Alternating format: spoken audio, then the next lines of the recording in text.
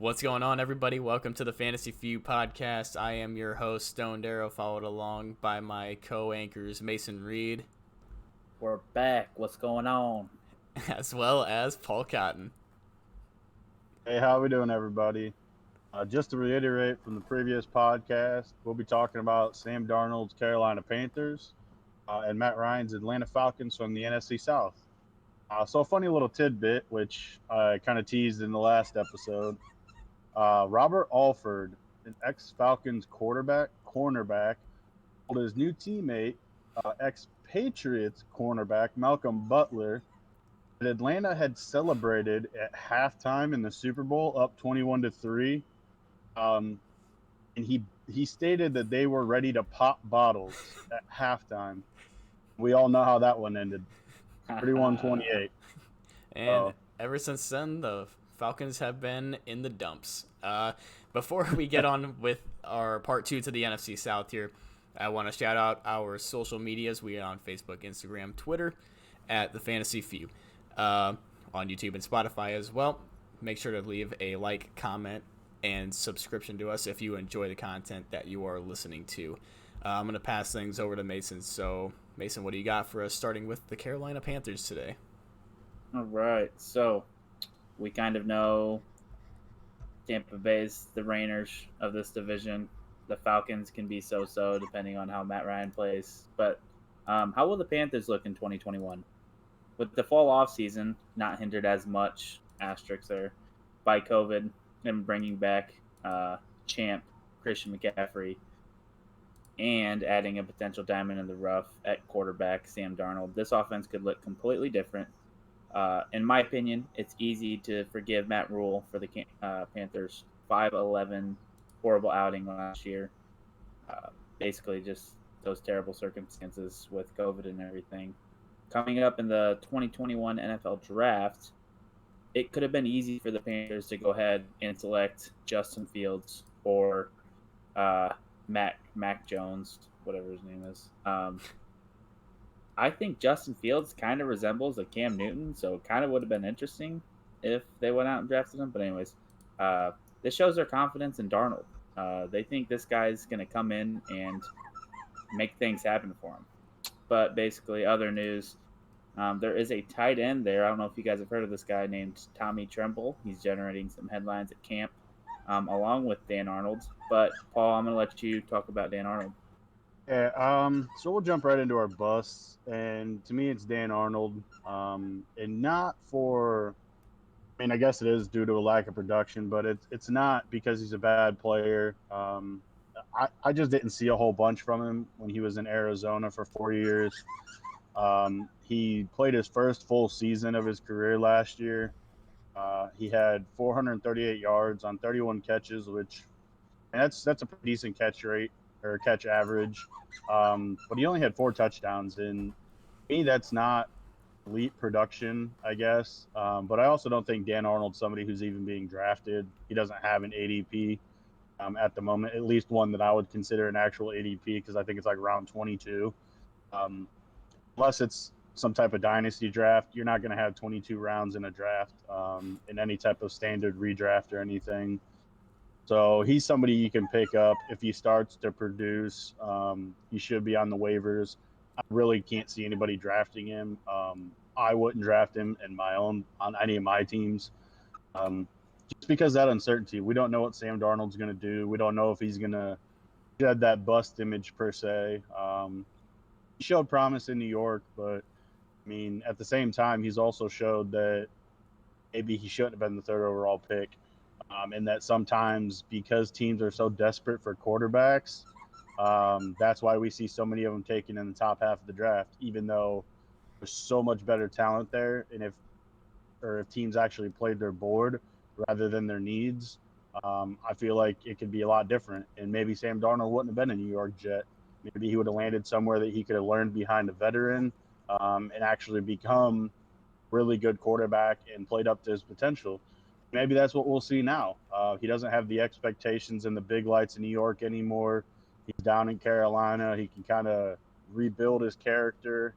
And he has a new head coach in Matt Rule, who's been there or his second year in Carolina, and feel like they can kind of just take off. I feel like we'll see as the season starts to progress whether Dan Arnold could be a good player or if, like I said, he's just going to be one of those guys you might pick up on waivers because you need a tight end as a flex position, or not a flex, but as a backup for when your starter's out for a week.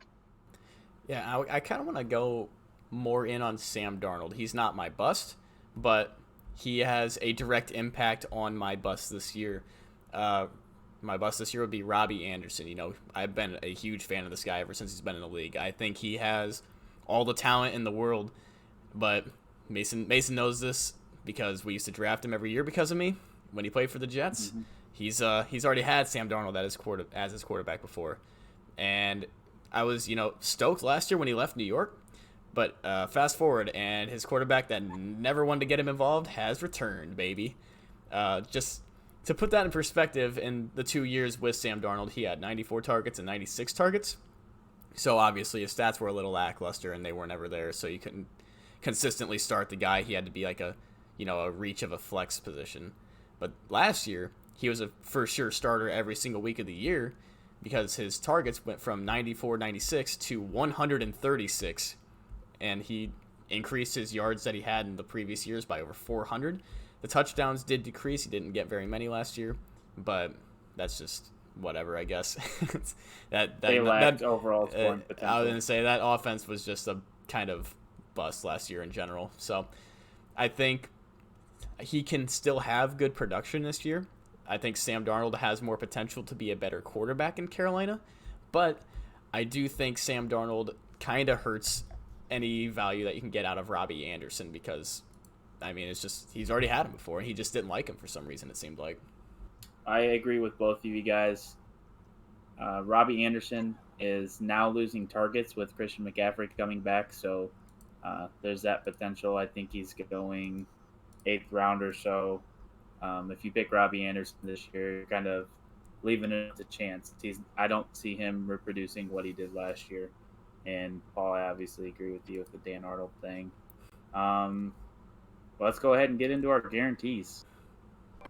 Paul, you want to kick us off there? Yeah, I was about to say I'd like to kind of start just because we're talking about him right now. Robbie Anderson, he's my guarantee.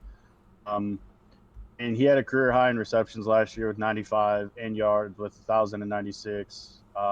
But his average yards per reception dropped from 15 to 11.5. It doesn't seem like a substantial number when you're actually looking from 15 to 11.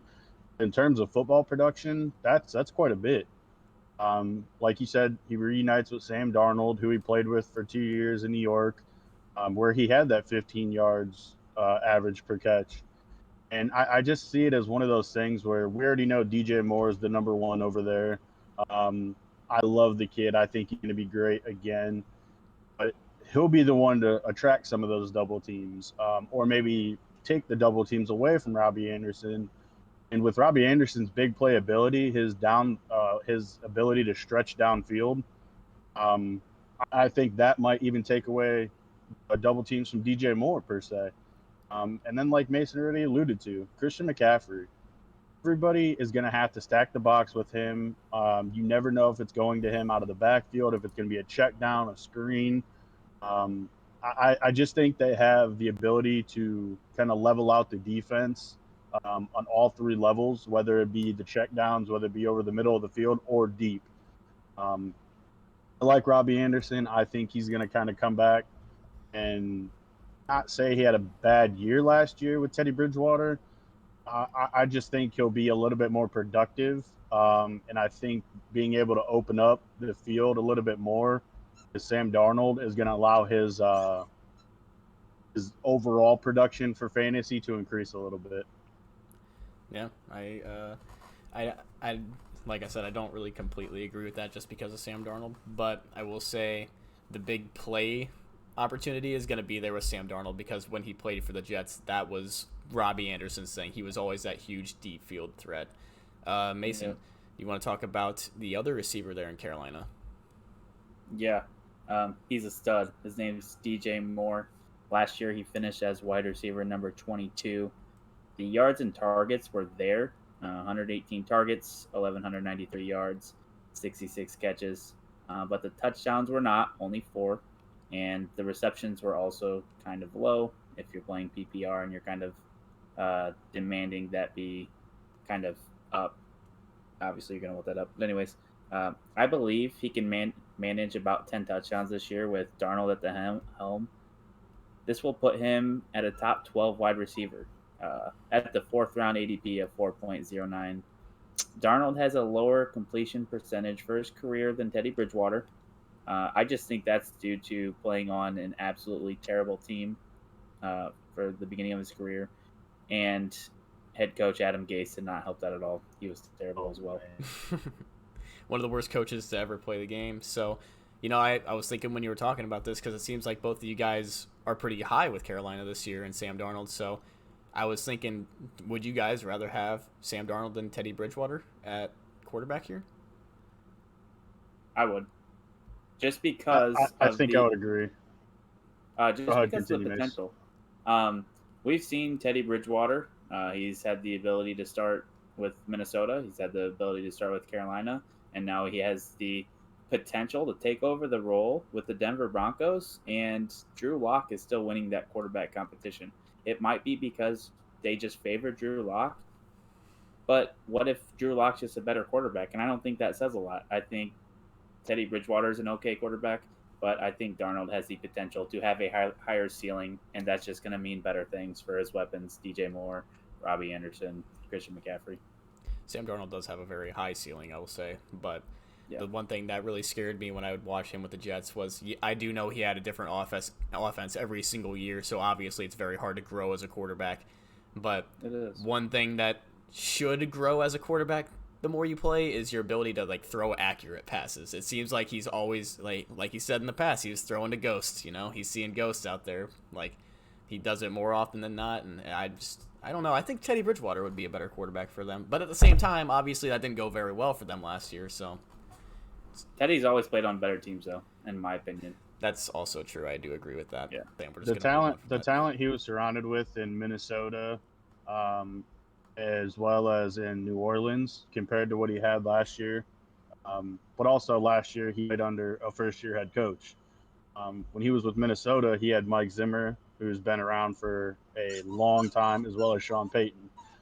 2 well-established coaches and offenses in their system, and Matt Rule came in as a first-year guy, trying to establish himself coming out of Baylor as a head coach, and so there was a lot of uncertainty in the offense. We didn't know what was going to happen. Obviously, Christian McCaffrey going down was huge for that team. That was a huge loss. And so I feel like in his second year, if Teddy Bridgewater was still there, maybe we would have seen a lot better things. We could see a lot better things, but that's not the case. It's Sam Darnold's team now. They traded a 3rd-round pick for him. He comes over, and like we've already said, sky's the limit for him. If he can reach his full potential, and as long as he can get his completion percentage up a little bit, Stone, like you alluded to, I feel like he'll just kind of take over in that offense and he'll be good. Yeah, I could definitely see that. I'm going to go on to my guarantee now, and it's like you said, the offense fell apart completely as soon as McCaffrey went down, and I think the easy guarantee for this team is obviously Christian McCaffrey. You can't really take last year's stats into perspective at all because, he didn't really play at all. But in 2019, he managed to combine in receiving and rushing yards for about 2,300 yards and 19 touchdowns, which is absolutely absurd. And then the year before that, he had 1,098 rushing yards paired with 867 receiving yards and 13 touchdowns total. So there's nothing to be scared of with Christian McCaffrey. The guy is an absolute beast at the running back position. I think in standard drafts, he's pretty much the easy number 1 pick. If you're going with anybody else, that's kind of questionable. I'd still pick Kamara probably just because I'm biased. But I'm very biased with Kamara as well, but I just think it's like you see Christian McCaffrey sitting there, how do you not draft the guy, right? One thing is for sure, the NFC South has the 2 best running backs in the NFL. Let's be honest there. Very true. All right, we're going to move on to the Atlanta Falcons now. Mason, do you want to talk a little bit about them at all? Yeah, so let's just start with some player changes. They added Mike Davis because they lost Todd Gurley, and they added Kyle Pitts, who will be the heir of the throne that Julio Jones just left. Some coaching changes. They brought on Arthur Smith from the Tennessee Titans. He will probably try to bring the same style of run game, but I don't think he'll be able to with just the lack of running back, as in Derrick Henry. With the lack of Derrick Henrys being in the NFL. Yes. There's not too many people like that. But yeah, talking about Kyle Pitts, Stone, do you want to get into your first bust? Oh, sorry, Atlanta. So there's always been a trend with teams in the NFL picking tight ends early in the draft, and it's always been a very bad thing. Almost all tight ends exclusively drafted in the first round pan out to be busts. I don't know what it is.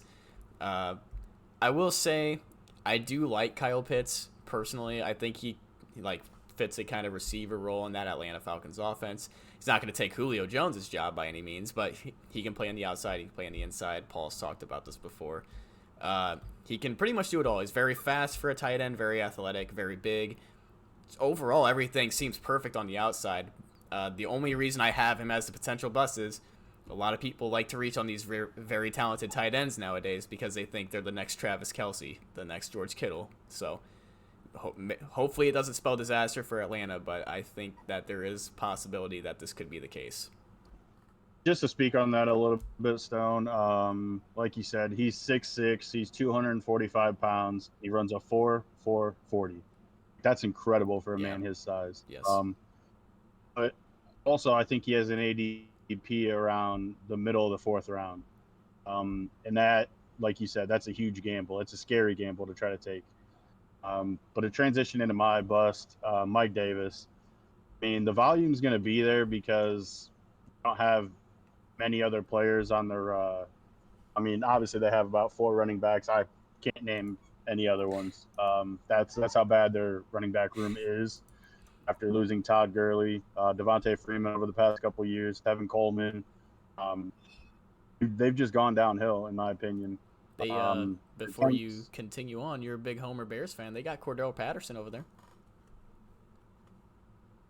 Oh, we've seen what he's supposed to be, is trying to be a converted running back in Chicago and New England, and it didn't work out very well. Yeah, no, I agree. But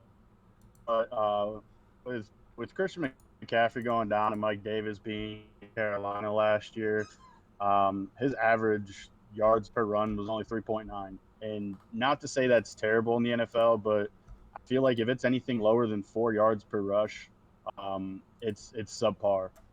I mean, and like I said, the attempts are going to be there. Matt Ryan, he's always going to look to be throwing the ball downfield. He's one of those consistent 4,000-yard season-type quarterbacks. And he adds a little bit of value, Mike Davis does. He had 59 receptions for 373 yards. But he's probably not going to see those same amount of targets like he did in Atlanta. Atlanta was known, or as he did in Carolina. Carolina was kind of known to try to get the ball to the running back when they had Christian McCaffrey. And he tried to fill that void. He did so slightly admirably. But like I said, Atlanta's downfield passing game with Calvin Ridley and Russell Gage and Julio Jones and Hayden Hurst. Like, Matt Ryan, he just loves to get the ball downfield. He's not a huge check down guy unless it's a blitz, a hot read or something, and he just gets the ball out quick. So, I mean, Mike Davis, he'll have the ability to be a good starter. I think he's going somewhere close to the 8th, 9th round, maybe 10th. And I've had the opportunity to draft him a couple different times in a few leagues so far, and I just haven't pulled the trigger. I don't feel as comfortable. But again, if your running back spot is low, if you drafted a couple receivers with your first few picks and missed out on some of those starters, he might be a guy to go ahead and try to take a gamble on. But in my opinion, in the way that I draft, I wouldn't set myself up to do that. Hey, before Mason goes into Mike Davis at all, because he also has him as his bust, I want to ask Paul a question. Your favorite running back, not favorite, but you think he's the best in the league is Christian McCaffrey, right? Yeah, I would say, Okay. in my opinion, he is the best. Okay, I wouldn't say he's my favorite, but I would yeah, say he is the best. that's what I meant. I just couldn't get the words out. I just obviously he played only I think it was 3 or 4 games last year, but I think he you, played 3. you said under 4 yards per carry is subpar because Mike Davis had 3.9. Christian McCaffrey did only average 3.8 yards per carry last year on about 50 some carries.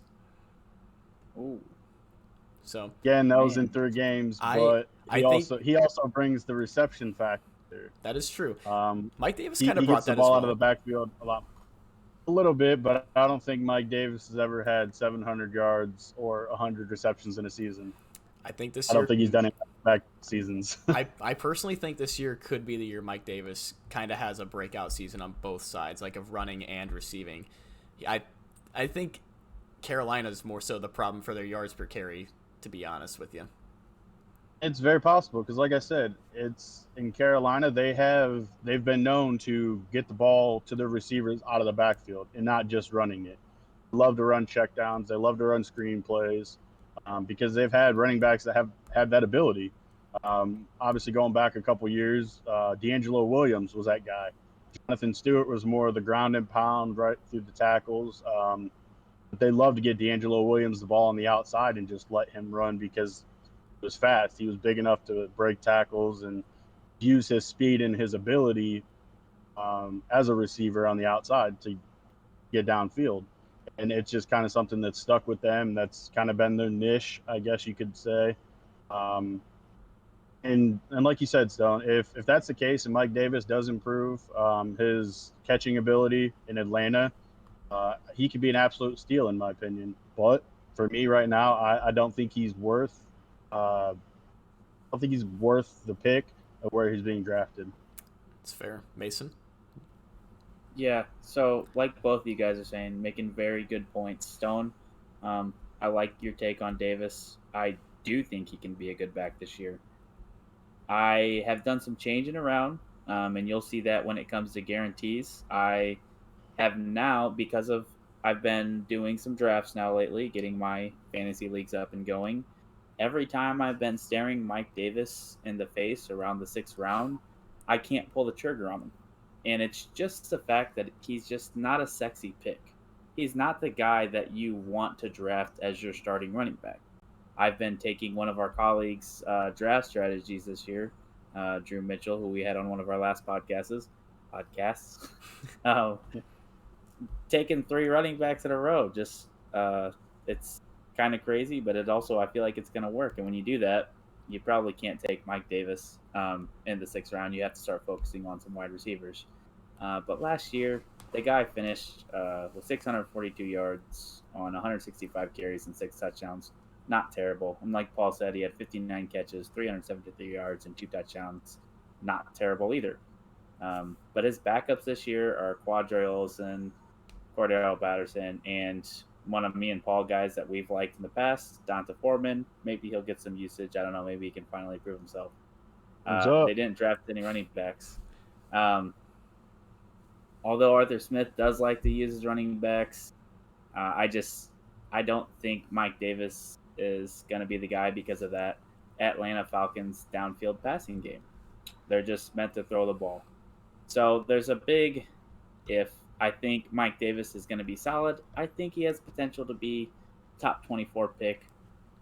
I just don't draft him myself in the 6th round. That's why I'm not going to tell you guys to draft him in the 6th round. But if he falls, I find it interesting.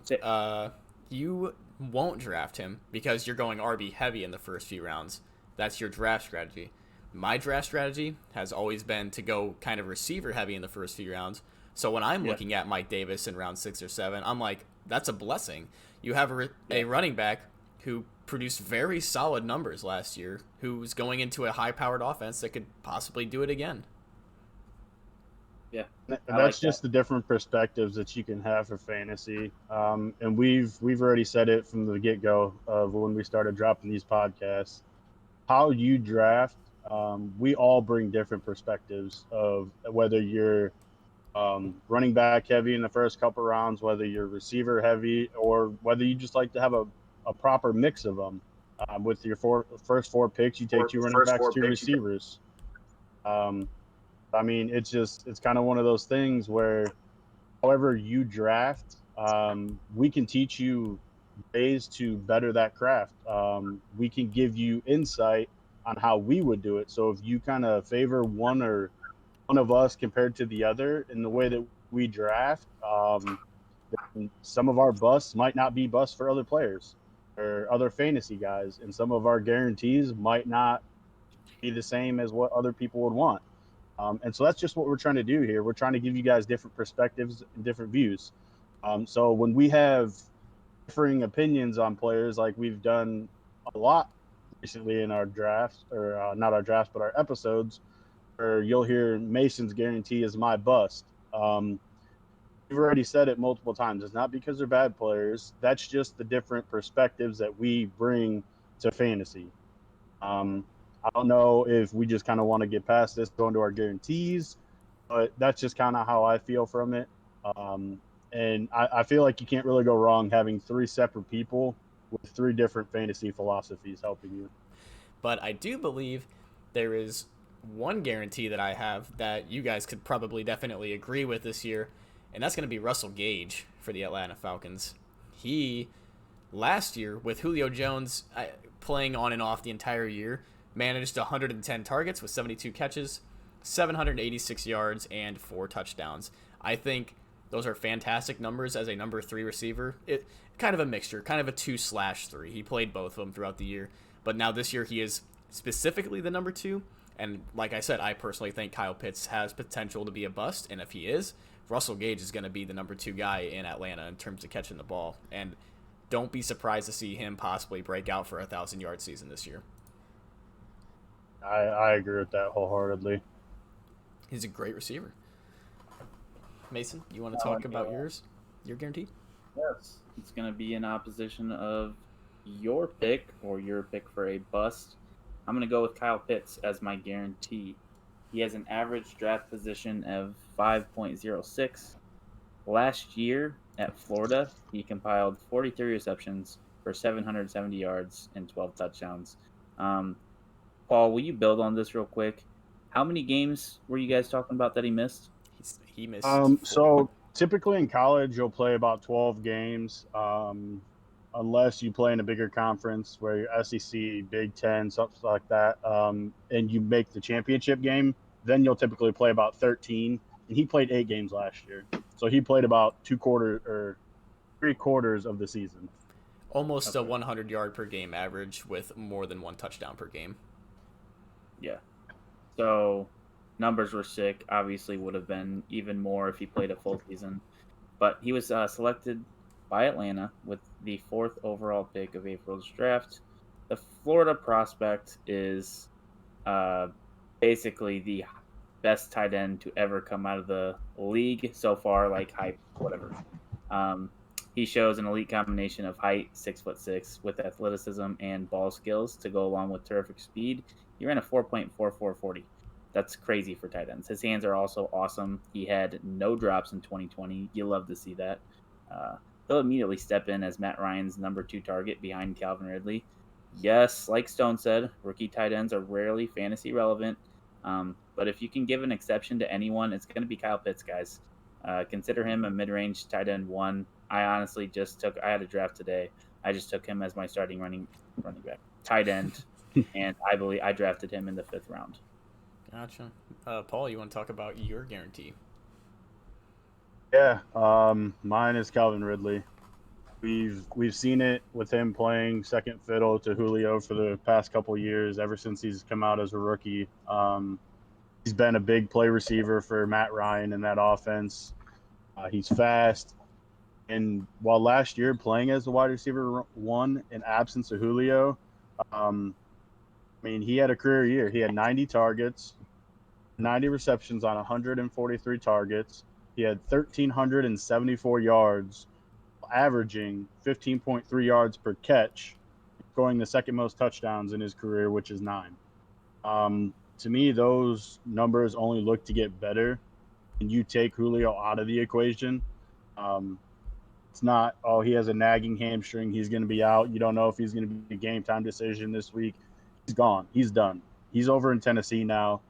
There is nobody else to come close to the taking away any type of volume from Calvin Ridley.